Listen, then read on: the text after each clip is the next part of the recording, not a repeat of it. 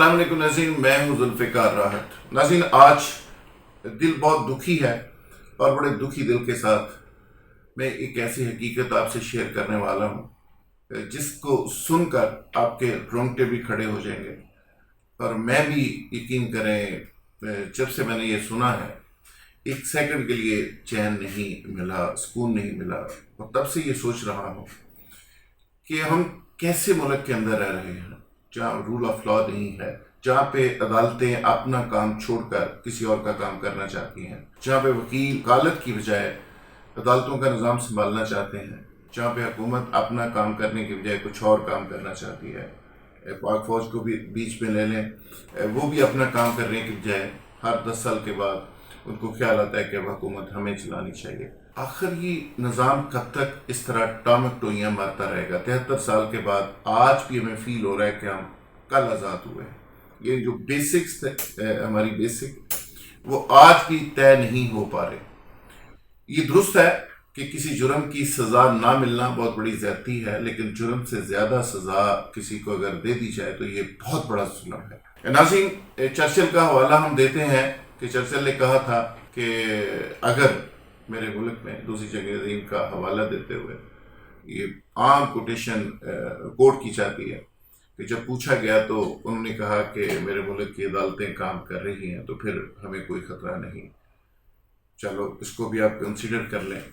پھر یہ بھی ناظرین ایک حقیقت ہے کہ ہماری نسلیں، کئی نسلیں انصاف کی تلاش پہ، انصاف کے لیے در بدر کی ٹھوکریں کھاتی رہتی ہیں۔ ایک نسل سے کیس شروع ہوتا ہے، 3 نسلوں تک جاتا ہے، اور وہ دادے سے بیٹا اور بیٹے سے اس کا آگے بیٹا، پھر پوتا، پڑ پوتا، اس تک کیس چلتے جاتے ہیں۔ 10 20 سال ہو گئے ہیں، 30 سال ہو گئے ہیں، کئی دہائیوں تک کیس جانے کے بعد کوئی فیصلہ نہیں ہوتا، اور پھر جب فیصلہ نہیں ہوتا لوگ پھر ہتھیار اٹھاتے ہیں۔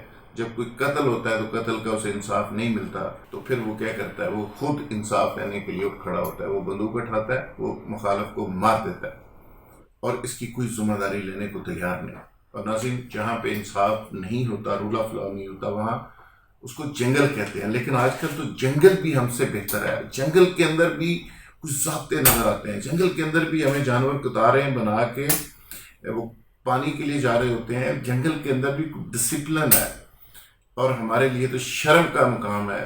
پتہ نہیں کسی اور کو شرم آئے یا نہ آئے، مجھے تو بہت شرم آ رہی ہے یہ واقعہ آپ سے شیئر کرتے ہوئے کہ وہ عدالت جس کے لیے ہم نے سر پھڑوائے تھے، وہ عدالتیں جس کی آزادی کے لیے ہم نے ایک تحریک چلائی تھی، اور اس قوم کے کروڑوں اربوں روپے اس تحریک کی نظر ہوئے تھے، ضائع بھی ہوئے تھے، تحریک کے اوپر لگے بھی تھے کہ ایک ڈکٹیٹر کو ہم نے گھر بھیجا، اور اس کے بعد ہم سمجھ گئے کہ ہماری عدالتیں آزاد ہو گئی ہیں۔ اتنی آزاد عدالتیں ہو گئیں کہ اتنی آزادی شاید چاہیے ہی نہیں تھی، ضرورت سے زیادہ ہی آزاد ہو گئی۔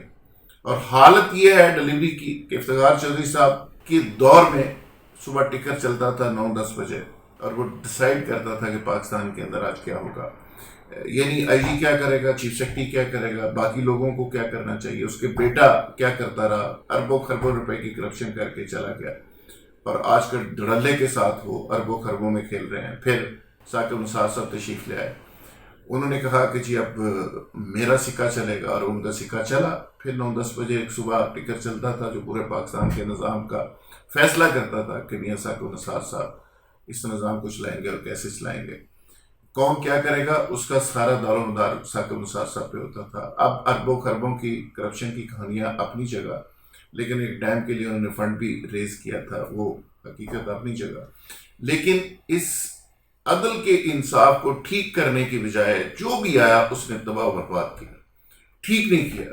یہ تمام لوگ آتے رہے اور جاتے رہے، پیسے بناتے رہے، کرپشن کے آج کل بہت الزامات بھی لگ رہے ہیں، لیکن عدل کے انصاف پہ کسی نے خاص توجہ نہیں دی۔ عدل کے انصاف کو بہتر کرنے کے لیے، اسپیڈی ٹرائل کے لیے، لوگوں کو بر وقت انصاف کے لیے کوئی خاص توجہ نہیں دی گئی۔ ایک کلاسیکل کیس آج پھر، اس سے پہلے آپ کو یاد ہوگا کہ خاتون بیچاری ساری زندگی جیل رہی، جیل کو کئی دہائیاں گزر گئی، پھر اس کو آزادی ملی۔ ایک ایسے ملزم تھے جس کا ضمانت ہو گئی، روک کرنے کی، وہ کئی مہینے سال گزر کے اس کے بعد وہ رہا ہوئے۔ یعنی یہاں پہ تو ایسے ایسے واقعات ہو رہے ہیں اس ملک کے اندر، یقین کریں کہ وہ ہم پڑھتے ہیں تو ہمیں شرم آتی ہے، آنسو نکل آتے ہیں. بس اسی طرح کا ایک واقعہ، یعنی آج سے 6 سال پہلے پرائز مجسٹریٹ جو رمضان المبارک میں غریب لوگوں کو، ظاہر غریبوں کے اوپر چڑھائی کرنے کا موقع ملتا ہے نا جی، ان کو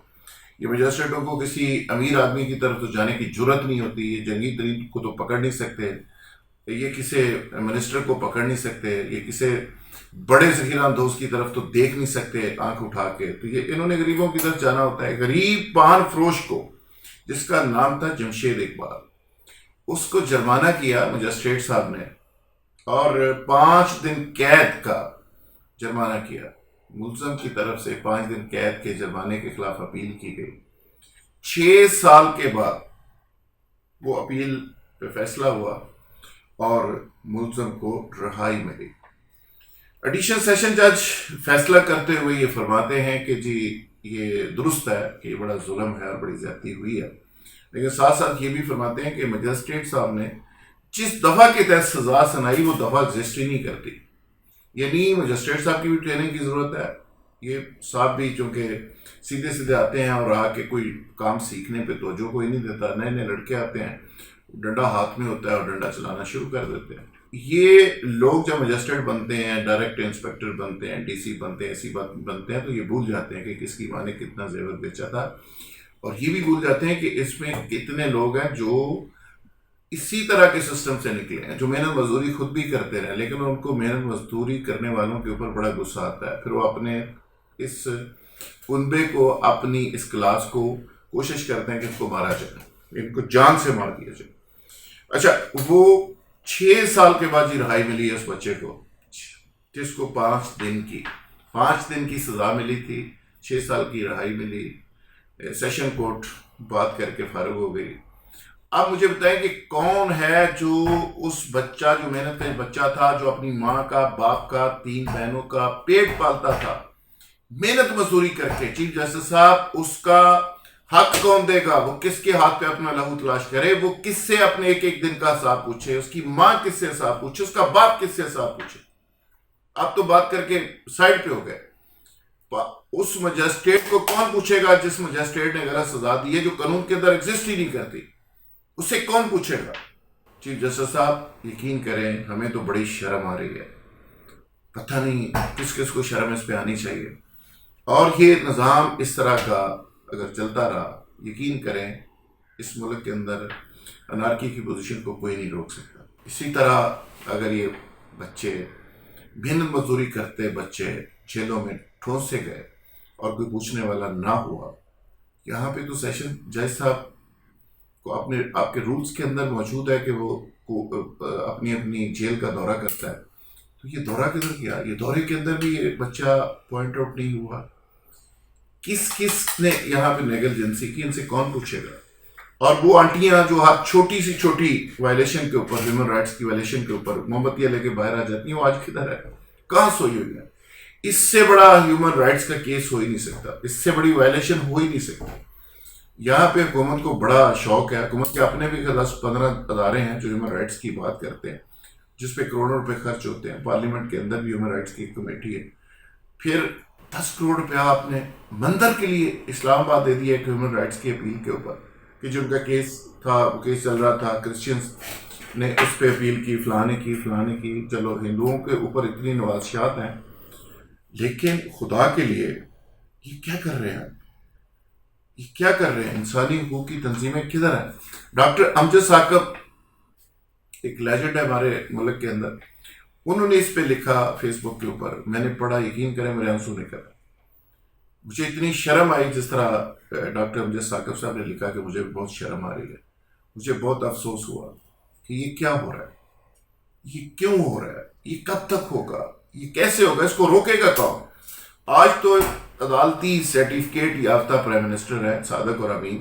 یہ صادق اور امین پرائم منسٹر صاحب، کبھی آپ عدلیہ کے لوگوں کو بلا کے پوچھیں کہ انصاف کی صورتحال میرے ملک کے اندر کیسی ہے. یہی وہ چیف جسٹس صاحب، یہی وہ پرابلم ہے جس کی وجہ سے لوگ فوجی عدالتوں کی بات کرتے ہیں. یہی وہ ویکیوم کریٹ ہوتا ہے. جب ٹیررسٹوں کو سزا نہیں ملے گی تو لوگ فوجی عدالتوں کی بات کریں گے. جب ملزم جمشید اقبال کو 5 دن کی سزا کی بجائے 6 سال کی سزا ملے گی اور یہ بھی نہیں پتا چلے گا کہ اس کے 6 سال کون کھا گیا ہے، پھر فوجی عدالتوں کی لوگ بات کریں گے. جب سیٹھ وقار صاحب دہشت گردوں کو تھوک کے حساب سے، سینکڑوں کے حساب سے چھوڑ دیں گے، جس کو بڑی مشکل سے میری فوج نے پکڑا، تو پھر اس کے بعد لوگ فوجی عدالتوں کی بات نہیں کریں گے تو کیا کریں گے؟ جب ایک ایک ٹیررسٹ کو پکڑا جاتا ہے، ایک ایک ملزم کو پکڑا جاتا ہے، اس کو عدالتوں کے حوالے کیا جاتا ہے اور وہاں پہ یہ حالت ہوتی ہے، اس کے بعد مجھے بتائیں کہ لوگ فوجی عدالتوں کی بات کیوں نہیں کریں گے؟ تو یہ ایک ویکیوم کریٹ ہو رہا ہے انصاف کے حوالے سے. چیف جسٹس صاحب آپ کو سارے کام چھوڑ کر آپ سے بڑی توقعات ہیں. جسٹس گلزار صاحب کی میں بات کر رہا ہوں، چیف جسٹس لاہور کی بات کر رہا ہوں. یہ وہ چیزیں جن کو ختم کریں، یہ وہ معاملات ہیں جن کو ختم کریں، ورنہ جنگل میں اور پاکستان میں کیا فرق ہے؟ میں تو جنگل کو بہتر کہہ رہا ہوں، یہاں سے بہتر کہہ رہا ہوں. وہاں اس طرح کی شاید ناانصافی نہ ہوتی ہو جو پاکستان کے اندر ہو رہی ہے. میں نے اپنا حق ادا کر دیا ہے. میرا خیال ہے کہ جہاں جب تک میری آواز پہنچ رہی ہے سب کو اس کے لیے آواز اٹھانی چاہیے، اور ہیومن رائٹس کی تنظیموں کو آواز اٹھانی چاہیے، سٹیزن کو اٹھانی چاہیے، سب کو اس پہ بات کرنی چاہیے. ناصر، میں سمجھتا ہوں کہ آج یہ وقت ہے کہ سوشل میڈیا ایک بڑا پازیٹیو رول پلے کر سکتا ہے. ایسے پازیٹیو ایشوز کے اوپر اگر کھڑا ہو جائے تو بہت بہتر نتائج نکل سکتے ہیں. بہت شکریہ. Thank you very much.